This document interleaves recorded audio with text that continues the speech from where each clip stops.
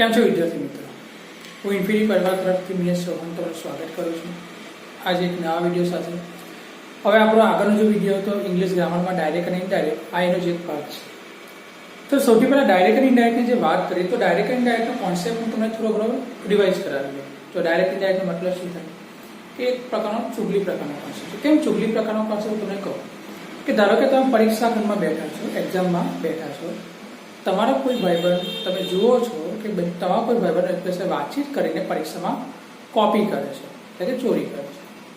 તમે આ વસ્તુ જોઈ, તમે આ વસ્તુ તમે કહેશો ટીચરને. તો જ્યારે તમારા બે ભાઈબંધ એકબીજા સાથે વાતચીત કરીને ચોરી કરે છે તો અંદરની એ જે વાતચીત છે જેને તમે કહી શકો ડાયરેક્ટ સ્પીચ, પણ જ્યારે તમે તમારા દ્વારા ટીચરને આ વસ્તુ વિશે જણાવો છો તો આ થઈ તમારી ઇનડાયરેક્ટ સ્પીચ. મતલબ કે ડાયરેક્ટ અને ઇનડાયરેક્ટનો મતલબ આ પ્રમાણે છે કે જ્યારે પણ તમારે કોઈ બે વ્યક્તિની વાતચીત કોઈ ત્રીજો વ્યક્તિ કરે તો એની કહીશું આપણે ઇનડાયરેક્ટ સ્પીચ, જેની વાતચીત આપણે આગળ કરી ચૂકેલા છે. ચલો સૌથી પહેલાં વાત કરીએ ડાયરેક્ટ અને ઇનડાયરેક્ટમાં આપણે કયા કયા પ્રકારના વાક્ય સમજેલા છે. તો આપણે સમજેલા છે સાદા વાક્ય, પ્રશ્નાર્થ વાક્ય. સાદા એટલે કે એસેપ્ટિવ સેન્ટેન્સ, પ્રશ્નાર્થ એટલે કે ઇન્ટ્રોગેટિવ સેન્ટેન્સ. પછી આપણે સમજાય છે આજ્ઞાર્થ વાક્ય એટલે કે ઇમ્પેરેટિવ સેન્ટેન્સ. પછી આપણે સમજાય છે એક્સક્લેમેટરી એટલે કે ઉદ્ગાર વાક્ય. અને પછી આપણે સમજાય છે લેસ વર્બ એટલે કે ચાલુ વર્બ વાક્ય. ચલો પહેલા સાદા વાક્યની વાત કરીએ તો સાદા વાક્ય કે જેમાં શેડ હોય આરવી તરીકે, રિપોર્ટિંગ વર્બ તરીકે, તો આપણે એમાં શેનો યુઝ કરતા હતા? તો આપણે શેડની જગ્યાએ કરતા હતા તો. કન્જક્શન કયું વાપરતા? તો સાદા વાક્યનું કન્જક્શન શું આવશે? ધેટ. બીજું વાત કરીએ પ્રશ્નાર્થ વાક્ય. જો પ્રશ્નાર્થ વાક્ય હશે તો શેડની જગ્યાએ આપણે લગાવીએ છીએ આસ્ક. પ્રશ્નાર્થ વાક્ય હશે તો શેડની જગ્યાએ આપણે શું લગાવીએ છીએ? આસ્ક. કન્જક્શન કયું? ઇફ. પણ જો WH ક્વેશ્ચન છે તેમાં કન્જક્શન બદલાઈને શું લખાય છે? પણ WH તમને આપેલો હોય તે લખાશે. પ્રશ્ન એવો થશે કે WH માં કયા કયા આવશે? તો WH માં દરેક જ કે જેમાં W અને H આવે તે, એમાં વોટ, હુ, વેર, વિચ, દરેકે દરેક જે પણ WH નો ઉપયોગ થતો હોય તે દરેક આવશે. પછી આપણી પાસે આગળના વાક્ય હતા એ છે આપણી પાસે આજ્ઞાર્થ વાક્ય. આજ્ઞાર્થ એટલે કે ઇમ્પેરેટિવ સેન્ટેન્સ. તો એમાં જ્યારે શેડની જગ્યાએ ફેરફાર કરવો હોય તો સૌથી પહેલા વાક્યનો ભાવાર્થ સમજવો પડે કે વાક્ય જો તમારી પાસે વિનંતી પ્રકારનું છે તો આપણે રિક્વેસ્ટ વાપરવું પડે. જો વાક્યમાં હુકમની વાત કરી છે તો ઓર્ડર વાપરીશું. જો વાક્યમાં સલાહ સૂચન વાત કરી છે તો એના માટે એડવાઇસ વાપરીશું. જો એ જ વાક્યમાં આપણને પ્રસ્તાવ મૂકેલો છે તો પ્રસ્તાવ માટે પ્રપોઝ વાપરીશું. અને એ જ પ્રમાણે જો કોઈ વસ્તુ નોંધણી કરતા હોય તેના માટે રિમાર્ક વાપરીશું. આ વાત થઈ શેના માટે? કોઈ પ્રકારના આજ્ઞાર્થ વાક્ય આપેલા હોય તેના માટે આરવીમાં શું ફેરફાર આવશે તે.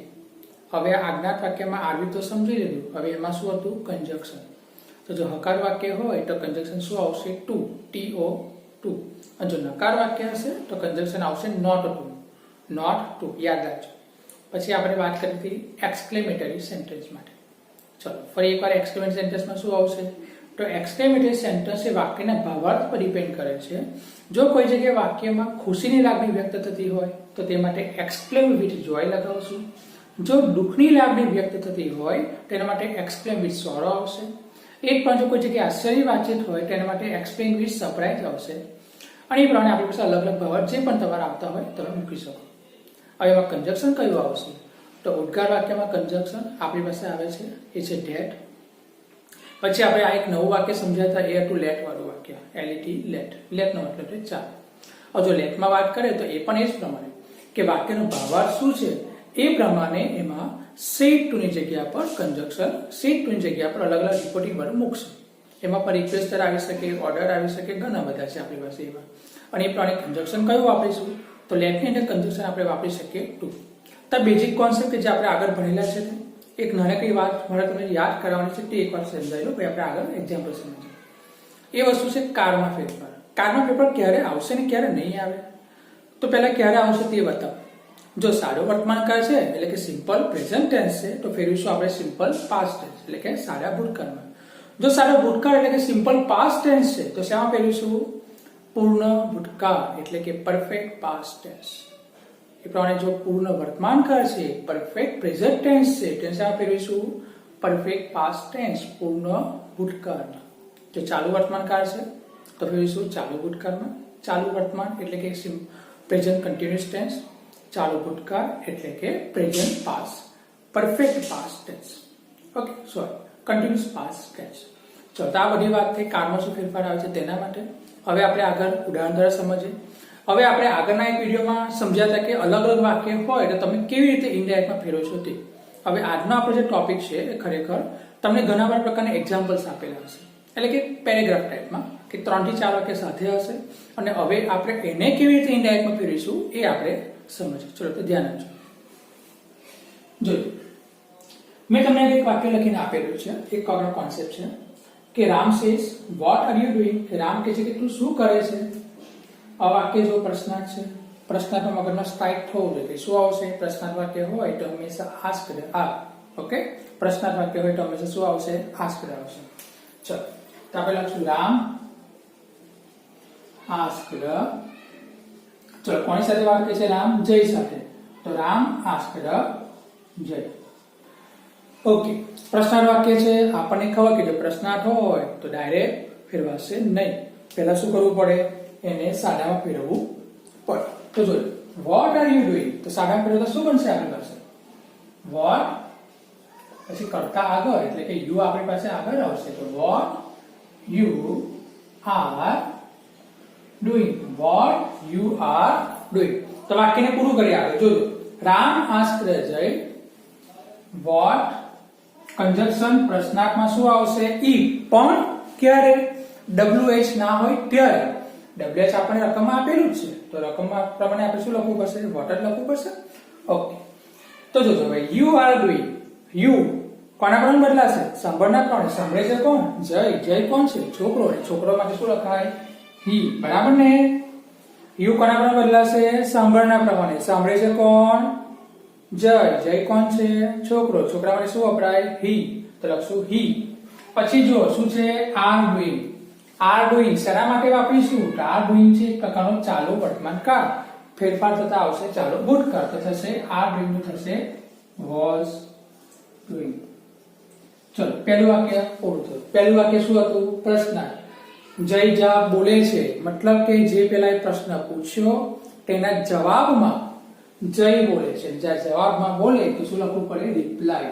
ઓલવેઝ યાદ રાખજો, જ્યારે કોઈ વસ્તુ જવાબમાં તમે બોલો છો તો શું લખવું પડે? રિપ્લાય. તો જય રિપ્લાય રામ. ચલો કંજક્શન સાદા વાક્યમાં શું આવશે? ડેટ. તો જય reply Ram date I M looking for my kiss. તો આઈ કોના પર બદલાશે? બોલનાર કોણ? બોલનાર કોણ છે? જય. જય એટલે કોણ? છોકરો. છોકરા માટે શું આવે? હી. તો આની જગ્યાએ શું મૂકશું? હી. એમ લુકિંગ. એમ લુકિંગ કયા કાળનું વાક્ય છે? એ છે ચાલુ ભૂતકાળ, ચાલુ વર્તમાન કાળનું વાક્ય. શેમાં ફેરવીશું? ચાલુ ભૂતકાળ. તો શું આવશે? He was looking for my kiss. My kiss. My kiss નું શું આવશે? તો માય એ બોલનાર પ્રમાણે બદલાશે. બોલે છે જય. છોકરા માટે શું આવશે? હિસ આવશે. તો લખાશે હિસ કિસ. ઓકે, પછી આગળ જોઈએ. આગળ છે નવું વાક્ય. Ram did you see in your pocket, કે તે પોકેટમાં ચેક કર્યું. એક જ પેરેગ્રાફમાં બે વખત જો પ્રશ્નાર્થ આવે છે તો શું કરવાનું? તો જ્યારે બીજી વખત પ્રશ્નાર્થ લખો તો લખવું પડે અગેઇન આસ્ક. તો બીજી વખત શું લખવું પડે? Again ask. તો આપણે બનાવશું તો લખશું Ram again asked. Ram again asked જય.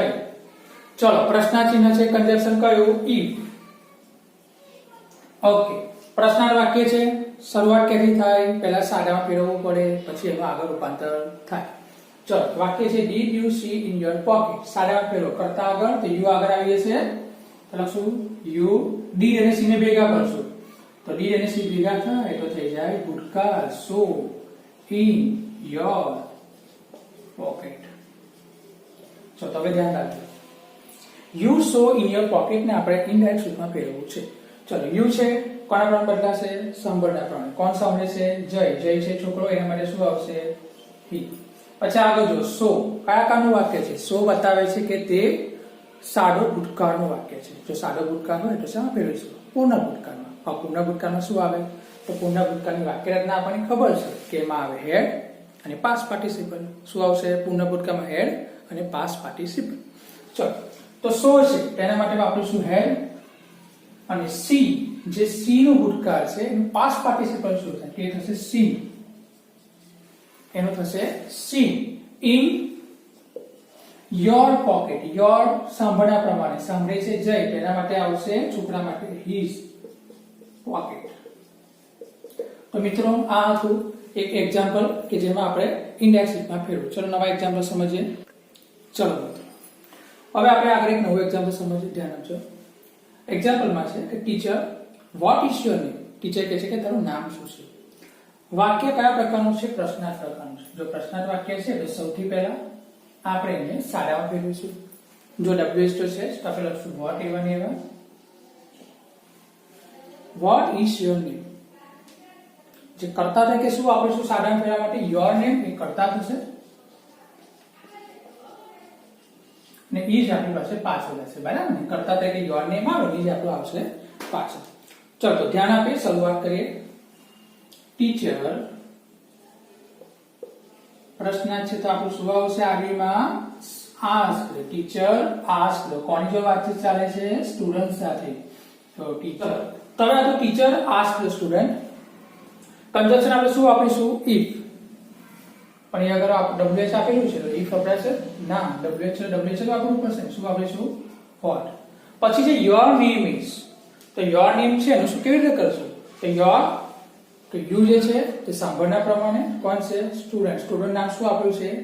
તેજસ. તો તેજસ છોકરો છે તેના માટે વાપરીશું હિઝ નેમ. અને હિઝ નું આપણે કરશું ભૂતકાળ એ છે was. What his name was.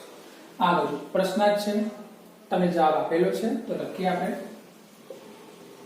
Student. પ્રશ્નાર્થનો જવાબ હોય તો શું લખવું પડે? રિપ્લાય. તો student reply teacher. Student reply teacher. શું લખશું? Conjunction that. My name is Tejas. તો માય એ કોના પ્રમાણે બદલાશે? બોલનાર પ્રમાણે. કોણ બોલે છે? સ્ટુડન્ટ. સ્ટુડન્ટ કોણ છે? છોકરો. છોકરા માટે શું આવશે? હિઝ. તો his name was Tejas. His name was Tejas. ચલો આગળ સમજીએ. આ બીજું વાક્ય પૂરું.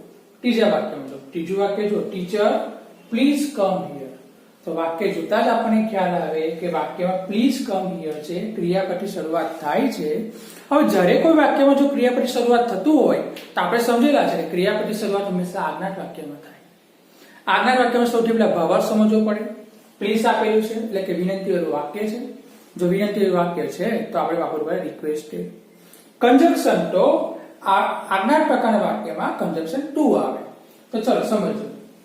તો શું લખશું? Teacher.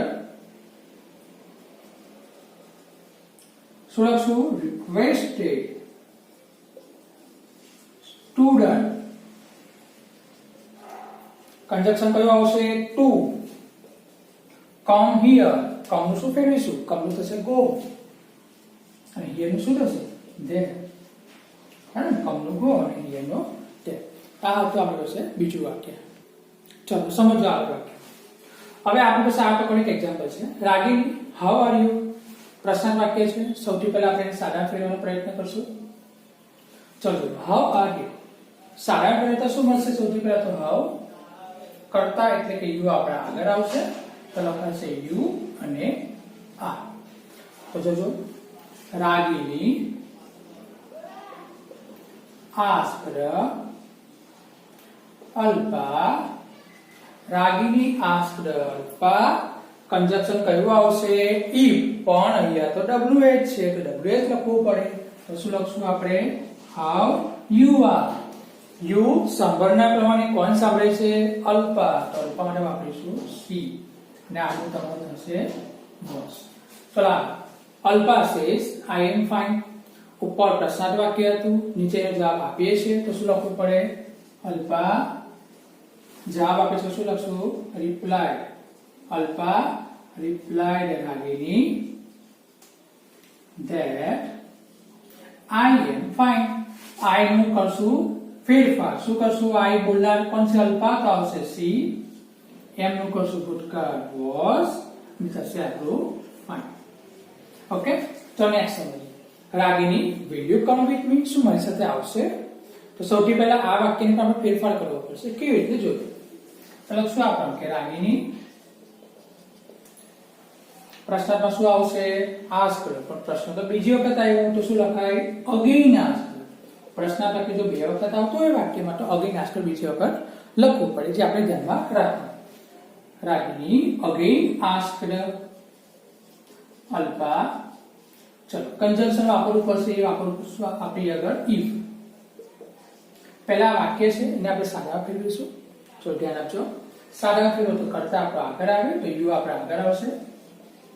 You will come with me. તો શું બનશે આપણું વાક્યમાં? You will come with me. તો you સાંભળનાર કોણ છે? અલ્ફા. તો આવશે સી. will નું થશે would. come નું થશે go. with me. me બોલનાર પ્રમાણે કોણ બોલે છે? રાગિણી. તો છોકરી માટે શું આવે? her. ધ્યાન આવશે કે નહીં? હવે તમને એ ખબર પડવું છે કે મી એ બોલનાર પ્રમાણે હોય તો બોલનાર પ્રમાણે રાગિણી છે તો હંમેશા સી ના આવે પાછળ. એ આપણે સમજવાનું કે મેં તમને જે શરૂઆતના વિડીયોમાં એક પ્રકારનું ટેબલ આપેલું હતું એ ટેબલમાં દરેક માહિતી મેં લખી હતી કે મી હોય તો મી એ સ્ત્રી માટે આ પ્રમાણે હર લખવું પડે.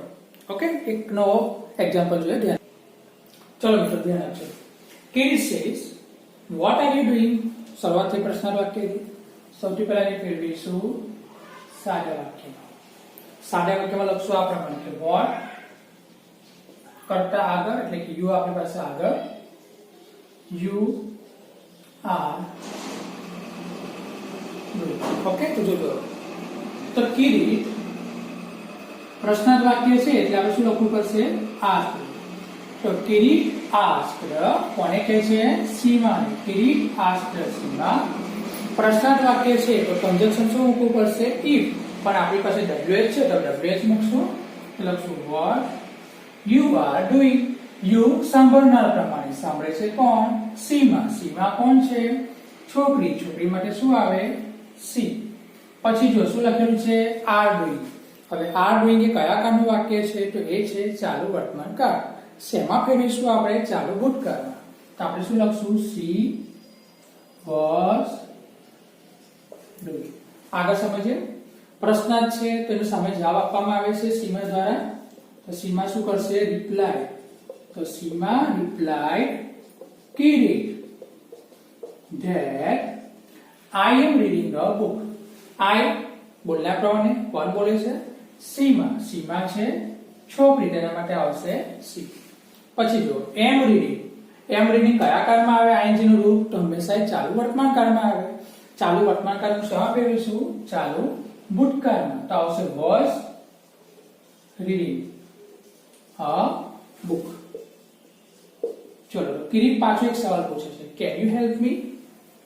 can you help me પાછો સવાલ છે તો પેલા સાદા ફેરવવું પડશે. તો લખશું you can help me. તો હજુ જો શું લખીશ?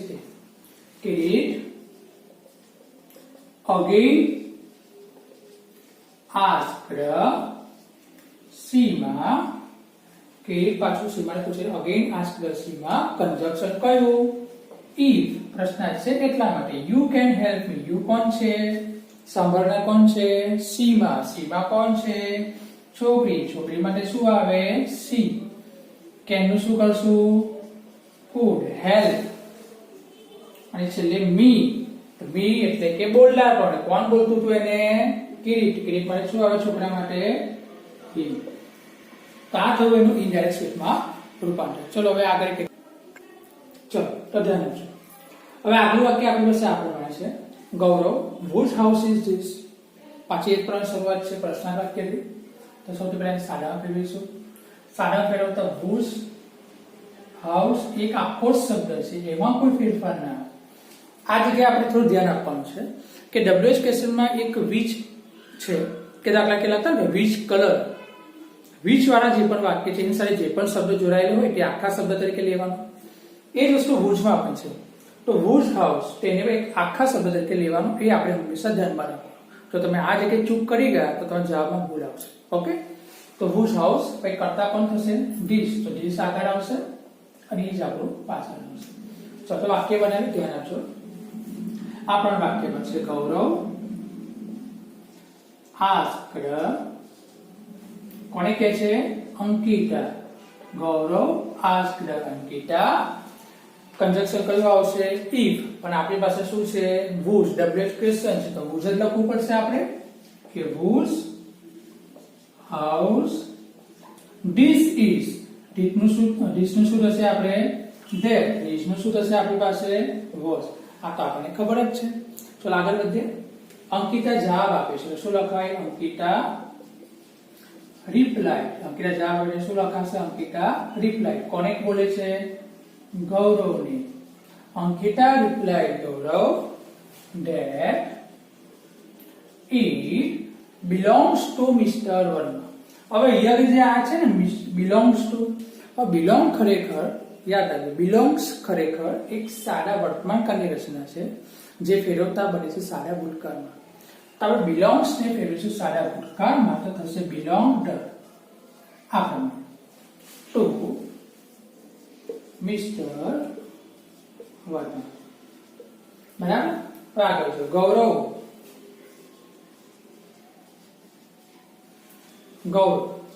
પાછો જવાબ આપે છે તો આપણે લેશું ગૌરવ સિમ્પલ વાક્યમાં ટોલ્ડ લખી નાખો તો પણ ચાલશે ગૌરવ ટોલ્ડ અંકિતા